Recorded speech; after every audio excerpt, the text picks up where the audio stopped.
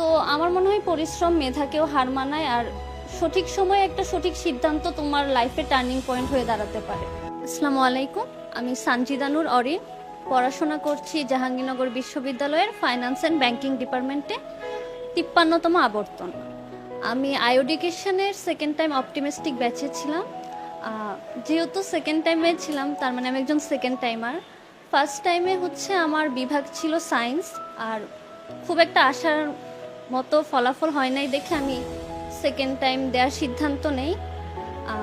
Second time জার্নিটা খুব একটা স্মৃতিমধুর ছিল না, কারণ যেহেতু আশেপাশের মানুষের কথা বা সব থেকে আমার কষ্ট ছিল আমার ফ্রেন্ডরা, কারোর সাথে আমার কোনো যোগাযোগ ছিল না, কারণ হচ্ছে সবাই ভালো জায়গায় চান্স পায় আর আমার সাথে ওদের দূরত্বটা সৃষ্টি হয়। তো আমার মধ্যে একটা জেদ চাপে যে না, ওরা পারলে আমিও পারবো, কেন পারবো না। কিন্তু এই জার্নিতে আমার পাশে আমার ফ্যামিলি ছিল। আমার ফ্যামিলি আমাকে খুব ভালোভাবে সমর্থন করছে আর বলছে যে তুমি যেটা তোমার জন্য ঠিক মনে হয় ওইভাবে আগাও। পরে যেহেতু আমাদের আশেপাশে আমরা অনেক কোচিং সেন্টার দেখি, অনলাইন অফলাইন সব কিছুই, আমি নিজের আইডি ডিঅ্যাক্টিভেট করে দেই, কারণ ওখানে থাকলে টাইম অপচয় হয় বা ফ্রেন্ডদের রেজাল্ট দেখলে মনটা খারাপ হয় স্বাভাবিকভাবেই। আমি আমার বাবার অ্যাকাউন্ট থেকে আইওডিকেশনের ভর্তি হই এবং ক্লাস করা শুরু করি। যেহেতু আমি সায়েন্সে ছিলাম, আমার একদমই বেসিক কোনো আইডিয়া বা নলেজ কিছুই ছিল না। আমি একদম শূন্য থেকে শুরু করি, আর আমার পুরো প্রস্তুতিটাই গোছানো হয় আইওডিকেশনের মাধ্যমে। আমার বাংলা যে স্বর্ণ ভাইয়া যেভাবে পড়াইছে, আমি কখনো ভাবিনি যে বাংলা আসলে এভাবে পড়া যায়, কিংবা ফাহাদ ভাই আর জুবাইর ভাইয়ের ইউনিক ওয়েতে সাধারণ জিকে পড়ানোটা। আর মহসিন ভাইয়ের কথা তো আছে, আলাদা করে আর কি বলবো।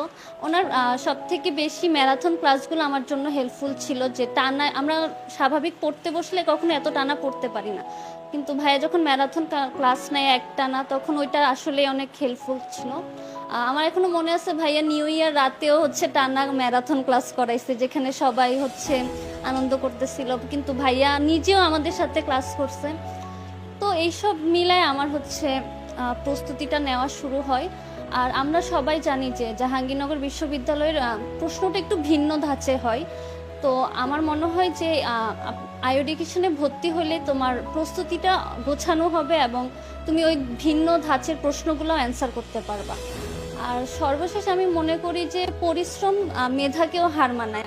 আমি খুব ভালো স্টুডেন্ট না, আমি খুব এভারেজ একটি স্টুডেন্ট। তো আমি সত্যি বলতে সেকেন্ড টাইম আমি অনেক কষ্ট করছি। আমি পুরো বলতে গেলে 6 মাস বাসা থেকেও বের হই নাই, কারোর সাথে কোনো যোগাযোগ রাখি নাই। তো আমার মনে হয় পরিশ্রম মেধাকেও হার মানায়, আর সঠিক সময়ে একটা সঠিক সিদ্ধান্ত তোমার লাইফে টার্নিং পয়েন্ট হয়ে দাঁড়াতে পারে।